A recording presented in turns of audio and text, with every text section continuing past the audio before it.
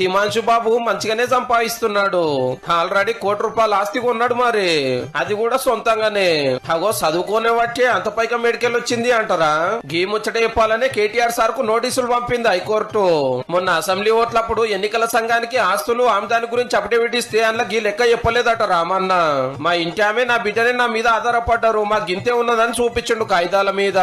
అయితే కొడుకు హిమాంశు పేరు మీద 2 తావులలో భూములున్నాయి, గవి చెప్పలేదని సిరిసిల్లలోడిన Congress leader K Mahender Reddy sir ఇంకో లీడరు హైకోర్టులో కేసేసిరన్నట్టు. సిద్దిపేట జిల్లా గజ్వేల్ మండలం ఎర్రవేలి కాడ 88 లక్షలు పెట్టి 32 ఎకరాలు కొన్నాడట. అట్లనే వెంకటాపూర్లో 4 ఎకరాలు తీసుకున్నాడట 10.5 లక్షలు పెట్టి. అది కూడా 18 ఏళ్లు నిండిన వారం 10 రోజులకే. అగో మొన్నటిదాకా డాడీ మీద ఆధారపడ్డ చిన్నబాబుకు గింతెల్లమే గంత పైకం ఎట్లొచ్చింది అనేది మహేందర్ రెడ్డి సార్ పట్టిన లాజిక్ పాయింట్. రూల్స్ తప్పిండు, మొత్తం వివరాలు చెప్పలేదు. కేటీఆర్ గారి ఎమ్మెల్యే ఎన్నిక ఎల్లదని హైకోర్టుకు పోతే ఎమ్మటే రామన్నకు నోటీసులు పంపి విచారణ 4 వారాలు వాయిదా వేసింది. ఇంకా ఏమైతుందో గానీ మా హిమాంశు బాబు అప్పుడే 3 ఎకరాలు ఆసామైండని బాపు అభిమానులు మస్తు మురుస్తుండొచ్చు.